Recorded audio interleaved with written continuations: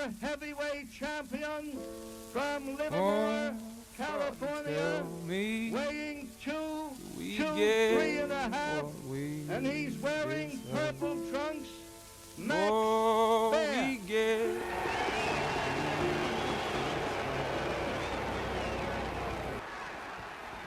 And we're down we go,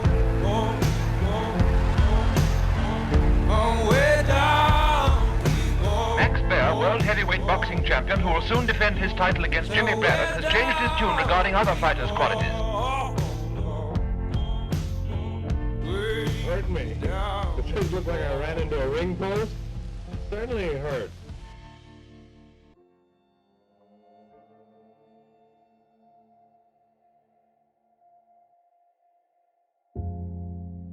The fighter you see before you is the former heavyweight champion of the world, Max Baer. Undoubtedly one of the hardest punchers to walk the face of the earth, a savage of a man who paired this natural gift for finishing his opponents with an iron chin. Fans and onlookers would flock to television sets in the 1930s to see the animal fight. He had no regard for his own safety, openly mocking his opponents and daring them to hit him, which earned him the nickname Mad Maxie. But Max wasn't mad, and he certainly wasn't a savage. The real Max Baer was a sensitive and playful man who was born with the uncharacteristic talent of sending giant heavyweights to European infirmaries for specialist treatment. His good name and story have been misrepresented in Hollywood movies and by the words of desperate promoters trying to draw in a crowd. We thought we'd tell the real story.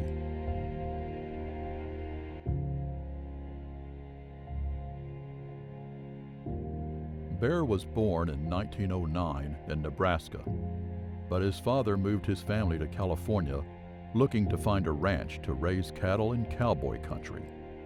His brother, Buddy Baer, was a boxer turned to actor who found middling success in both fields, but never reached the heights that his younger brother would years later. It was here, in the fields and gravel pits on his father's ranch, that young Max would develop his overworldly power, carrying huge carcasses of meat across the ranch and shoveling stone and rock in sweltering heat. During this time, Max was attending a dance at his local high school when an older boy began to bully and berate the wiry teenage Baer. It took Max just one punch to knock him out cold. He was soon enthralled in a life of professional boxing, his slender frame developing into that of a Superman. It became clear to many trainers and managers at the time that Baer may have had the perfect boxing genetics. He stood 6'2", with a wingspan of 6'7", with 210 pounds added onto his long coat-hanger frame. Like many fighters of the time, he started young and fought often. His first opponent was a Native American chief, who he finished in just 2 rounds. Max quickly worked his way up the rankings in his home state of California. An iron chin and an elephant gun for a right hand made him the perfect weapon. Then, in 1930, tragedy struck. A year after his professional debut, Max was fighting for the Pacific Coast Championship against skilled pugilist Frankie Campbell. The fight came with a less than satisfactory headspace for Baer. A day before the fight, his coach and friend, Tilly Herman, betrayed him, joining Campbell's corner for unknown reasons. The fight began well for both men, but in the second round, after an accidental slip to the canvas from Baer, he let all the frustration out. Baer charged at Campbell, who was facing the crowd, fully believing that Baer would be receiving an 8 count. Max connected with a ruthless right hand that sent Campbell crashing violently to the canvas. Campbell was saved by the bell and returned to his corner, where he uttered just one spine-chilling sentence: "I think something snapped in my head." Campbell seemingly recovered and was back to outboxing the slower Baer for the next few rounds. The moment that ultimately led to the death of a young man began before the fifth, when Baer's former coach, Tilly Herman, began to mock and insult Baer, claiming he had no chance of beating Campbell. The usually relaxed and jovial Max Baer was transformed into a beast with only one thing on his mind: a knockout. Baer pressured his opponent up against the ropes and began unloading devastating hooks and straights to the body and head, pummeling him with a ferocity not seen in his fights before or after. By the time the ref realized the only thing holding up Campbell were the ropes, it was too late. Campbell didn't get up, and an ambulance was called for. Baer did not leave Campbell's side until it arrived. Max visited his former opponent in the hospital.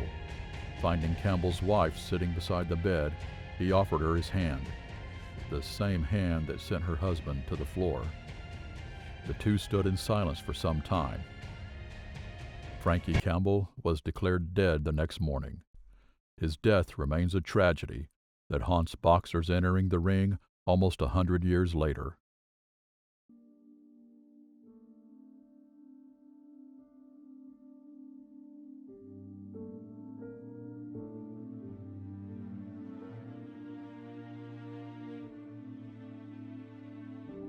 When Max Baer received news of his death, he wept uncontrollably and remained distressed for a great deal of time.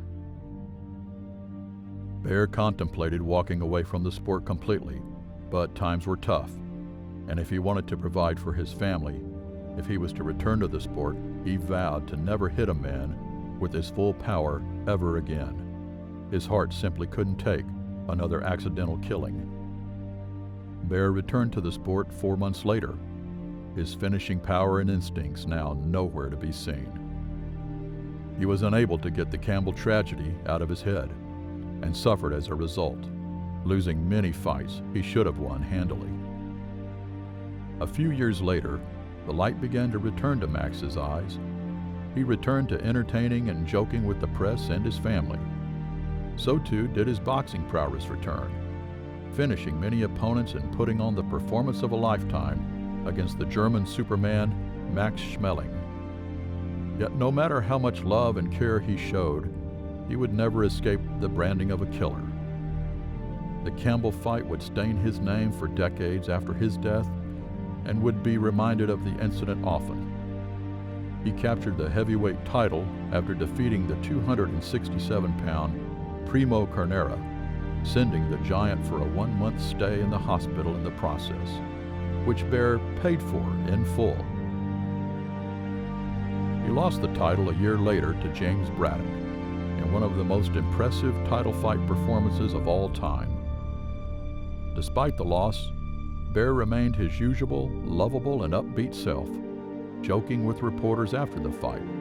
He spoke highly of his contemporaries and showed an uncommon playfulness for a fighter of the time. Movie producers took note of his quick-witted and teddy bear nature, and he appeared in many movies during the 1930s and 40s, often playing the big lovable bear that so many knew him as. This didn't prevent the continued vilification of Baer, however. In the 2007 film Cinderella Man, a biopic about James Braddock that presented Baer as a bloodthirsty savage whose only goal was to knock out his opponents. The film's director drew tremendous criticism from those who knew Max, but the label stuck. A great deal of Max's legacy has been lost to time. Perhaps if the Campbell tragedy never happened, and if Max's heart wasn't so big and mind so relaxed, he would have been a household name and one of boxing's most decorated fighters. But if that were the case, we wouldn't have Max. He touched the lives of so many during his time in the limelight and brought much-needed levity to the American public in its most difficult moments. Max Baer, the only boxer with a heart bigger than his glove. Ex-heavyweight champion Max Baer may have beaten Tommy Farr, but as you can see, it took some doing. And now they say he's heading for a comeback. Say, Maxie, did Farr's punches hurt? Hurt me. It just looked like I ran into a ring post. Certainly hurt. Max, they're saying that you had champion Baby Baer in your corner. You bet I had an incentive to fight for. A little boy of mine, you know. 16 pounds, 2 ounces, 3 months old. He's worth fighting for. To me, even though he was my father, he was like a big, lovable baby. He might have been much bigger than I was, and a boxer and so forth, but to me he was just a big baby. I think he was afraid to really let people know him the way he really was, because he was a softie. And here is a man that was heavyweight boxing champion of the world and supposed to be a tough guy that really wasn't tough at all. That didn't even belong in the business. He didn't even belong being a fighter. But to us, his family, and to his close friends, we saw his great tenderness and his fine outlook on life. You know, that wonderful sense of humor that he had. He could lift you right out of yourself. Who spent 2 weeks in the hospital after fighting Max, must have wondered what had become of the Tiger. Max was greatly concerned about him and visited him repeatedly. It was due to Max that hospital care was provided for the Giant.